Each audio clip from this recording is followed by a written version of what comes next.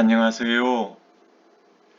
오늘은 위기 상담 마지막 시간 사전 강의를 하도록 하겠습니다. 우선 한 학기 동안 쉽지 않은 과정 끝까지 함께 할 수 있어서 행복하고 즐거운 시간이었습니다. 돌아보면 적지 않은 양을 우리가 함께 공부하며 살펴보았는데 이 과정이 끝나더라도 시간 되실 때 내용들을 찬찬히 보시면서 정말 위기 중에 있는 분들을 효과적으로 도울 수 있는 영혼의 동반자, 훌륭한 상담자, 선생님들이 다 되실 수 있기를 간절히 기도드립니다.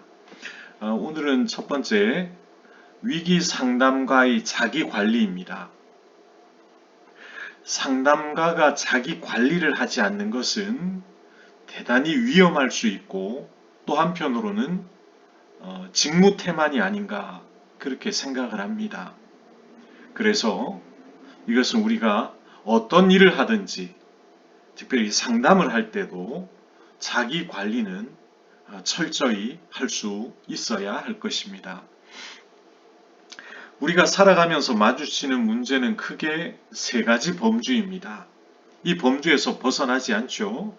첫 번째는 나 자신과의 문제입니다. 그러니까 1인칭 나와의 문제. 그 다음 두 번째는 다른 사람과의 문제입니다. 타자, 2인칭이죠. 나와 관계를 맺고 대화하고 생활하고 상호작용하는 너와의 관계 속에서 일어나는 문제입니다. 그 다음 세 번째는 사물이나 사건이나 일과의 문제입니다. 3인칭이죠. 그것들이라고 합니다. 자, 1인칭 나, 2인칭 너, 그리고 3인칭 그것들. 그 외에도 우리가 생각해 볼 수 있는 것은 어떤 집단이나 공동체에서 일어나는 그러한 범주의 문제들도 나와 너의 범주에 들어갈 수 있지 않을까 그렇게 생각을 합니다. 건강하고 행복하게 살아가려면 앞서 말씀드린 세 가지 범주의 존재를 각기 잘 다룰 수 있어야 합니다. 먼저는 나를 잘 조절하고 다스리는 능력, 이것을 자기 조절 능력이라고 얘기를 합니다. 자기 스스로 자기를 조절하는 능력이죠. 그 다음 너를 비롯해서 주변 사람들, 타자들과 좋은 관계를 맺는 능력, 이것을 대인관계 능력이라고 합니다. 그리고 그것, 즉 여러 가지 세상 일을 스스로 동기부여해서 열정을 갖고 해내는 능력을 자기 동기력, 그렇게 말할 수 있을 것입니다. 세 가지 마음의 근력은 세 가지 범주를 대상으로 합니다. 나와, 너와, 그것, 사건, 일, 이런 세 가지 범주를 대상으로 하지만 결국에는 모든 것이 내가 하는 소통입니다. 나를 중심으로 나와 관계를 맺고 나를 중심으로 너와 관계를 맺고 나를 중심으로 해서 일과 사건과 여러 가지 사물들과 관계를 맺는 것이죠. 그 중심에는 내가 있는 것입니다. 내가 타인과 잘 소통하는 것이 대인관계 능력이고 내가 세상 일과 잘 소통하는 것이 자기 동기력입니다. 모든 것이 나에 관한 것이기 때문에 세 가지 범주 중에 가장 기본이 되는 것은 자기 조절력이다. 그렇게 말씀드릴 수 있습니다. 자기 조절력이야말로 모든 마음 근력의 핵심이다. 라는 것이죠. 자기 조절력이 타인에게 투사된 것이 대인관계 능력이고 사물이나 일에 투사된 것이 자기 동기력이다. 그렇게 말할 수 있습니다. 결국 세 가지 범주와의 원활한 소통이 마음 근력인데, 그것은 다시 얘기하면 자기와의 소통, 나 자신과의 소통이고 타자와의 소통이며 세상 일과의 소통을 잘하고 건강한 관계를 맺는 능력이다. 그렇게 말할 수 있을 것입니다. 그리고 그 중심에는 나라는 존재가 있는 것이죠. 그래서 가장 첫 번째로 우리가 생각해 볼 수 있는 것은 자기 조절력입니다.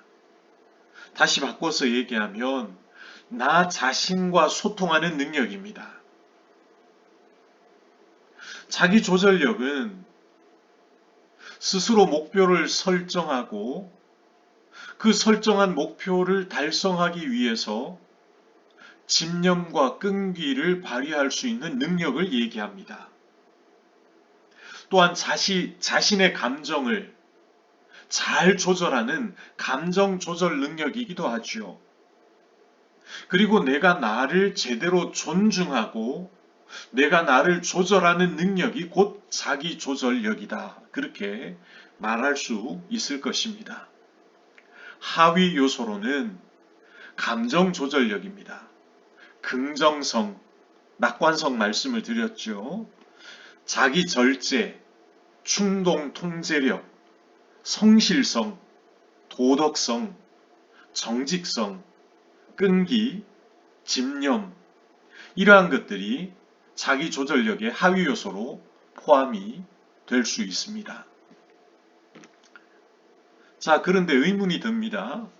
자기 조절이라는 말이 합당한가? 이게 무슨 얘기냐 하면 조절하는 주체가 나입니다. 그리고 조절받는 대상 또한 나라는 거지요. 내가 나를 조절할 수 있느냐? 조절하는 주체이자 조절당하는 대상이 나라는 것이 가능한가? 그러면 나라는 존재는 하나인가 여럿인가? 우리는 보통 생각할 때 나라는 존재는 하나라고 생각을 하죠. 그런데 곰곰이 생각을 해보면 그렇지도 않은 것 같아요. 왜냐하면 나는 나 자신에 대해서 만족할 수도 있고 불만을 품을 수도 있습니다. 때로는 반성할 것들이 많이 있기도 하고 칭찬할 것들도 있죠. 나는 나 자신에게 셀프 토크를 할 수도 있어요. 내가 나에게 얘기를 하는 거죠. 셀프 토크. 타자에게 얘기하는 것처럼, 다른 사람에게 얘기하는 것처럼 나 자신에게도 얘기합니다.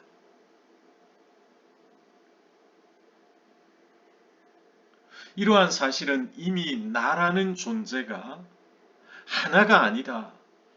복수의 존재라는 것을 암시하고 있습니다. 그래서 내가 나를 바라보기 위해서는, 그리고 나와 소통을 잘 하기 위해서는, 나를 조절하고 통제하는 대상으로 삼기 위해서는 내가 나와 분리되어 있어야 한다라는 거죠. 이걸 뭐라 그럽니까? 성찰한다. 객관적으로 관조한다. 그렇게 표현하기도 합니다. 카너먼이란 학자에 의하면 자기 조절력을 발휘하기 위해서는 경험하는 자아가 기억하는 자아를 잘 통제할 수 있어야 한다라고 말합니다. 그러면 경험하는 자아는 무엇이고 기억하는 자아는 무엇입니까? 말 그대로입니다. 경험하는 자아는 지금 여기에 존재하면서 현재 내가 어떤 일이나 어떤 사람이나 어떤 사건을 경험하고 있다는 것을 아는 자아예요. 내가 지금 현재 경험하는 거죠. 그리고 그 경험하는 것을 내가 깨닫는 것입니다. 반면에 기억하는 자, remembering self는 과거의 경험을 기억의 형태로 저장을 합니다. 그 저장된 것을 끄집어내면서 생겨나는 개념이 바로 기억하는 자 개념입니다. 말하자면 경험하는 자아는 주관적 자아입니다. 지금 이 자리에서 경험하는 것이죠. 강의를 듣고 책을 읽고 무엇인가를 익히고 배우고 삶 속에서 직접 해보는 주관적인 자아이고, 기억하는 자아는 객관적인 자아입니다. 내가 나 자신으로 여기는 자아는 내가 만나는 다른 사람들이나 내가 하는 일들을 통해서 생생하게 느껴질 수가 있습니다. 내가 하는 일, 내가 만나는 사람들은 내 모습을 비춰주는 거울이 되는 것이죠. 가장 첫 번째는 부모님이 아이의 거울이 됩니다. 친구들이 나의 거울이 되기도 하고, 선생님이나 우리가 교회에서 만나는 다른 교우들이 나의 거울이 되기도 한다는 것이죠. 결국 세상 만물과 만나는 사람들이 나의 모습을 비춰주는 거울이 되는 것이죠. 달리 얘기하면 나를 통해서 세상 만물과 사람들이 서로 연결이 되더라는 말이 가능하다는 것입니다. 그래서 나라는 개념에는 이미 내가 살면서 경험한 수많은 다른 사람들이 들어있는 거죠. 나의 모습 속에는 우선적으로 내 어머니의 모습이 들어있고 아버지의 모습이 들어있죠. 이것은 내가 의식적으로 닮아야지 그게 아니라 무의식적으로 반복되는 수많은 의례적 상호 관계를 통해서 내면화되고 동일시되어서 부모님의 모습이 내 속에 자리 잡고 있다는 것입니다. 그것이 나라는 개념을 형성하죠. 더 나아가서는 내가 생각하는 나라는 존재는 그동안 내가 소통하고 상호작용했던 사람들이 나를 어떻게 대했는가, 나를 어떻게 대해왔는가에 의해서 결정되는 산물이다라는 거죠. 나라는 존재는 하늘에서 뚝 떨어진 존재가 아니라 그런 어떤 환경적인, 그런 주변적인 그런 상황 속에서, 상호작용 속에서 이루어진 존재다라는 거지요. 예를 들면 태어나면서부터 만났던 부모님부터 시작해서 모든 사람들이 나를 왕자로 대했다면, 그래서 나를 존귀하게 떠받들었다면 나는 나 자신을 왕자로 여길 수밖에 없는 거죠. 근데 거지로 대했다면 나는 천하없는 거지로 여길 수밖에 없는 것. 이것이 나라는 존재가 가지고 있는 어떤 본질적인 모습이 되는 것입니다.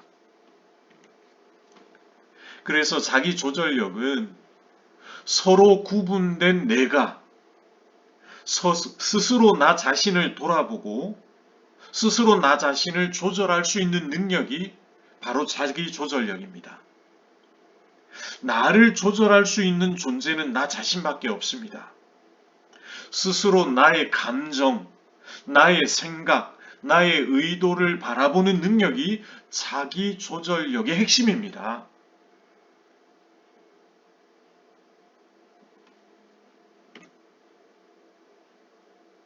좀 전에도 말씀을 드렸습니다마는 나라는 존재는 누구입니까?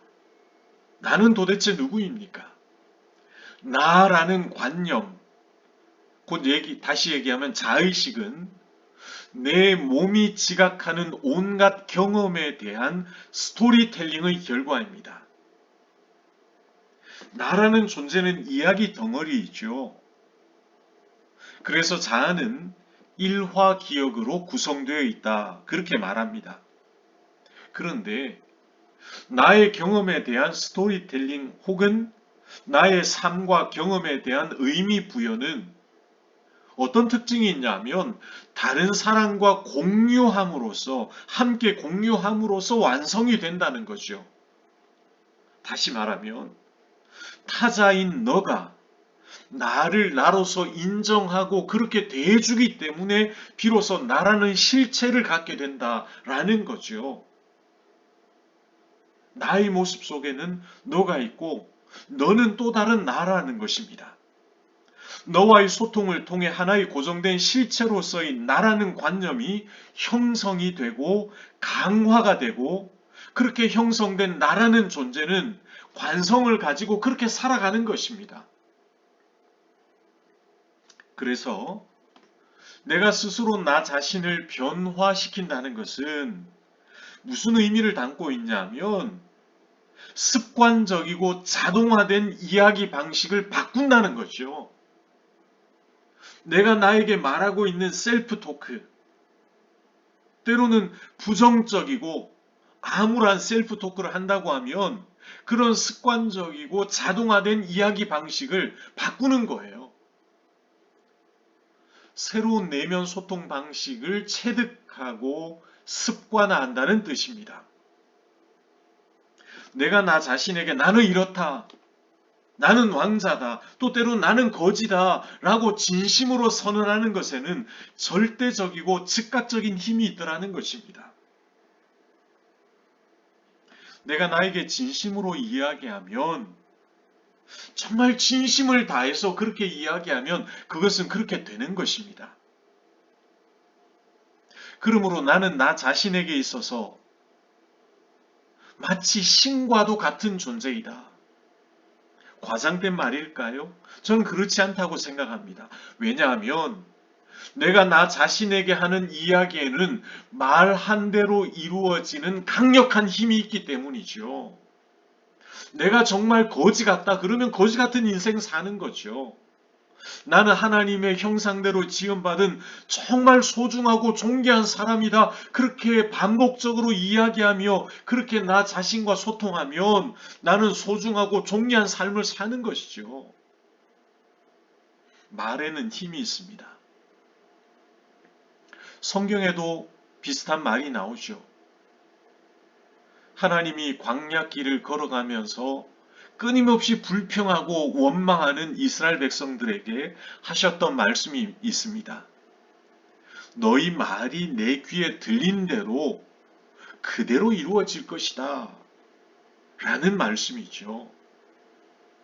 그만큼 우리가 우리 자신에게 하는 이야기에는 강력한 힘이 담겨 있다라는 것이죠.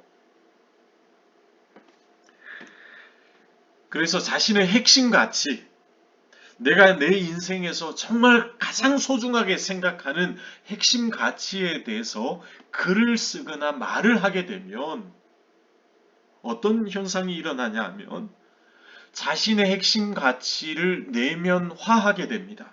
동일시하게 됩니다. 그리고 그에 부합하도록 자신의 행동 패턴을 바꾸어 나가게 된다는 것입니다. 나아가 스스로에 대해서도 긍정적인 태도, 낙관적인 태도, 자기 조절 능력을 지니게 된다는 것입니다. 자기 가치 확인 연구에서는 보통 자신의 핵심 가치에 대한 짧은 글을 쓰게 합니다. 내가 그리스도인으로서, 직장인으로서, 한 가정의 가장으로서 내가 가지고 있는 핵심 가치가 무엇인가 짧게 글을 쓰는 것입니다. 예를 들면 개인의 행복이나 건강이나 가족이나 어떤 사회적 커리어나 문화, 예술, 인간관계, 학문이나 지식 추구, 종교, 도덕성, 정치, 사회적 이슈, 또 때로는 신앙적으로 예수 그리스도를 닮아가는 등 이런 것과 관련해서 자신이 가장 중요하게 생각하는 가치가 무엇인지 핵심 가치를 적게 합니다. 그러고 나서 그러한 가치가 자신에게 어떠한 의미를 지니고 있고 그것을 위해서 내가 어떤 노력을 하고 있는지, 또 앞으로 어떻게 해나갈 것인지에 대해서 글을 쓰는 것이죠. 스스로 가치에 대해 나만을 위해 글을 쓴다는 것은 일종의 강력한 내면 소통입니다. 내가 나에게 얘기하는 거죠. 자기 조절 능력의 하나입니다. 셀프 토크의 일종이라 할 수 있는 자기 가치 확인은 효과적인 마음 근력 훈련 중에 하나라고 그렇게 말할 수 있는 것입니다. 이러한 과정을 통해서 내 자신과 스스로 소통하면서 자기 조절력, 더 나아가서는 나와 소통하는 것뿐만 아니라 타자와 소통을 하고 세상과 소통하면서 나의 삶을 주체적이고 주도적으로 살아갈 수 있도록 하는 것이 바로 자기 조절력이고 상담과의 자기 관리 중에 하나라고 그렇게 말씀을 드릴 수 있겠습니다. 사전 강의는 여기까지 하겠고요. 내일 저녁에 뵙도록 하겠습니다. 감사합니다.